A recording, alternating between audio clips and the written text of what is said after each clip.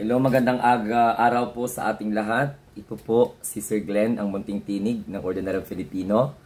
Inaanyayahan ko po ang lahat ng aking mga subscribers na mahigit sa 76,000 na kung pwede ay pakisubscribe po ninyo ang ating isang channel na Straight to the Point. Ang link po ay nasa description. Yan po yung ating bagong channel, no? Kasi kailangan natin meron tayong reserba. Alam naman ninyo ang mga kalaban natin sa social media pagdating po sa political discussions ay dumadami ng dumadami.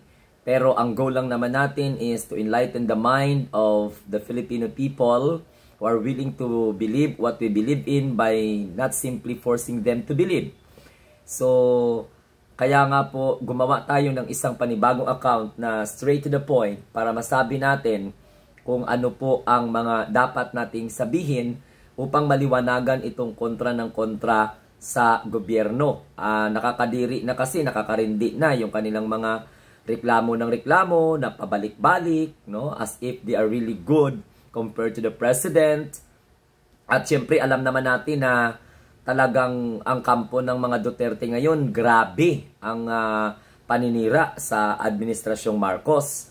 So, hahayaan ba natin na magtagumpay sila? Hahayaan ba natin na kahit walang basihan ng mga accusation laban sa presidente, konting kimbot, magreklamo sila, inirespeto naman natin yung kanilang freedom of expression. Pero nakakasira sa imahe ng ating bansa at nakakasira sa imahe ng ating presidente.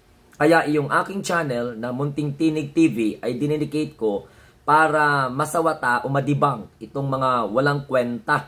Kung sa Ilonggo pa wala pulos, no?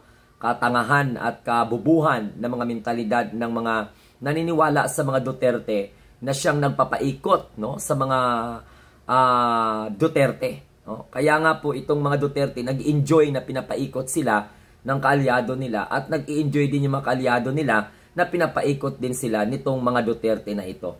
So kaya binuo po natin ang Straight to the Point channel para nang sa ganun ay meron tayong reserve channel para labanan ang mga misinformation and mga false accusations laban po sa ating mahal na presidente at sa gobyerno as a whole.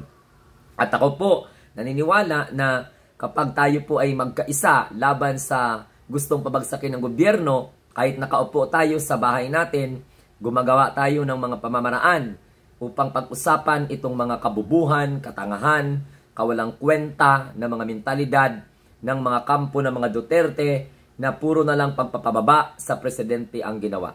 Kaya po sa Munting Tinig channel, ina-announce ko po na mayroon po tayong panibagong channel na Straight to the Point para labanan natin ang mga false narrative nitong mga walang kwentang anti-government na ito.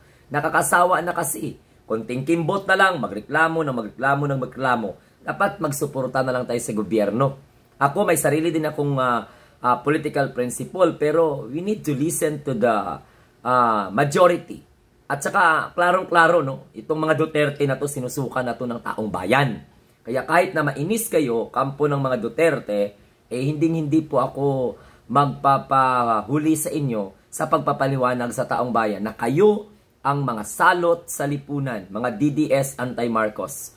Okay? Kayo po yung mga walang kwentang mga political supporter na walang ibang ginawa kundi maniwala sa dating administrasyong baluktot at tinaguri ang #1 human rights violator. Okay? So sa inyo pong lahat, maraming salamat. Ano pang ginagawa ninyo? I-click lang ninyo ha ang channel natin na Straight to the Point at mag-subscribe na po kayo.